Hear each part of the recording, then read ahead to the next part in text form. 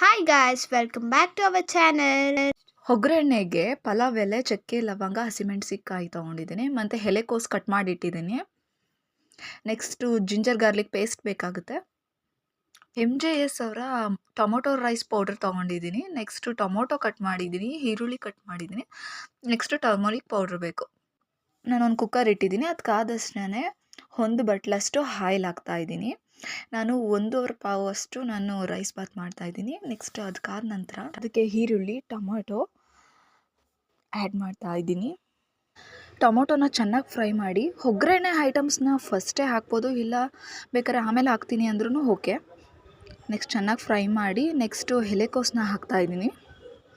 ಅದನ್ನ ಚೆನ್ನಾಗಿ ಫ್ರೈ ಮಾಡಬೇಕು. ಏನಂದರೆ ಟೊಮೊಟೊ ರಸ ಪೂರ್ತಿ ಬಿಟ್ಟಿರಬೇಕು. ನೋಡಿ ಎಷ್ಟು ಹೆಂಗೆ ಕಾಣಿಸ್ತಿದೆ ನೋಡಿ, ಟೊಮೊಟೊ ರಸ ಹೆಂಗೆ ಬಿಟ್ಟಿದೆ. ನೀಟಾಗಿ ಫ್ರೈ ಮಾಡಿ.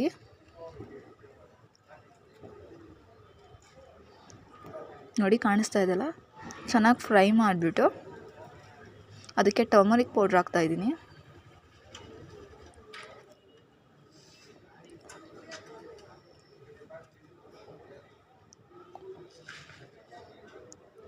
Next ginger garlic paste add ಮಾಡ್ತಾಯಿದ್ದೀನಿ. 1.5 ಪಾವ್ಗೆ 5 ರೂಪೀಸ್ದು ಸಾಕು ginger garlic paste. Next paste ಹಾಕಿ ಚೆನ್ನಾಗಿ ಫ್ರೈ ಮಾಡ್ಕೊಬೇಕು. ಲೋ ಫ್ಲೇಮಲ್ಲಿ ಇಟ್ಟು ಇದೆಲ್ಲ ಪೇಸ್ಟೆಲ್ಲ ಹಾಕಿ ಫ್ರೈ ಮಾಡಿ. ನಾನು ನೆಕ್ಸ್ಟು MJS ಅವರ ಟೊಮೊಟೊ ರೈಸ್ ಪೌಡ್ರ್ ಹಾಕ್ತಾಯಿದ್ದೀನಿ. ನಾನು 1.5 ಪಾವ್ಗೆ 3 ಸ್ಪೂನ್ ಹಾಕ್ತಾಯಿದ್ದೀನಿ. ನಿಮಗೆ ಎಷ್ಟು ಖಾರ ಬೇಕೋ ಅದು ನೋಡಿ ಹಾಕ್ಕೊಳ್ಳಿ.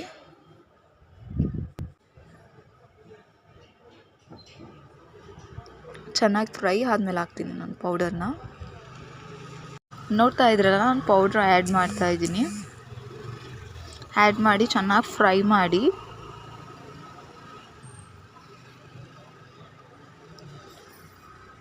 ಚೆನ್ನಾಗಿ ಫ್ರೈ ಮಾಡಬೇಕು. ಫ್ರೈ ಆದಮೇಲೆ ನಾನು ಸಾಲ್ಟ್, ನಿಮಗೆ ಎಷ್ಟು ರುಚಿಗೆ ಬೇಕೋ ಅಷ್ಟು ಸಾಲ್ಟ್ ಹಾಕೊಳ್ಳಿ. ನಾನು 1.5 ಸ್ಪೂನ್ ಆ್ಯಡ್ ಮಾಡಿದ್ದೀನಿ. ನೆಕ್ಸ್ಟ್ ತಿರ್ಗಾ ಚೆನ್ನಾಗಿ ಫ್ರೈ ಮಾಡಿ ಅದಕ್ಕೆ ನಾನು ರೈಸ್ ಆ್ಯಡ್ ಮಾಡ್ತಾಯಿದ್ದೀನಿ. ನೀವು ಗ್ಲಾಸಲ್ಲಾದರೆ 1.5 ಗ್ಲಾಸು, ನಾನು ಪಾವಲ್ಲಿ 1.5 ಪಾವು ತಗೊಂಡಿದ್ದೀನಿ. ನೆಕ್ಸ್ಟು ಚೆನ್ನಾಗಿ ತಿರ್ಗಾ ಫ್ರೈ ಮಾಡಿ. ಫ್ರೈ ಆದಮೇಲೆ ಅಳತೆ ನೀರು ನೋಡಾಕಿ. ನಾನು 1.5 ಪಾವ್ಗೆ 3 ಗ್ಲಾಸ್ ನೀರು ಹಾಕ್ತಾಯಿದ್ದೀನಿ. ನೆಕ್ಸ್ಟು ಇದು ಚೆನ್ನಾಗಿ ಕುದಿ ಬಂದಮೇಲೆ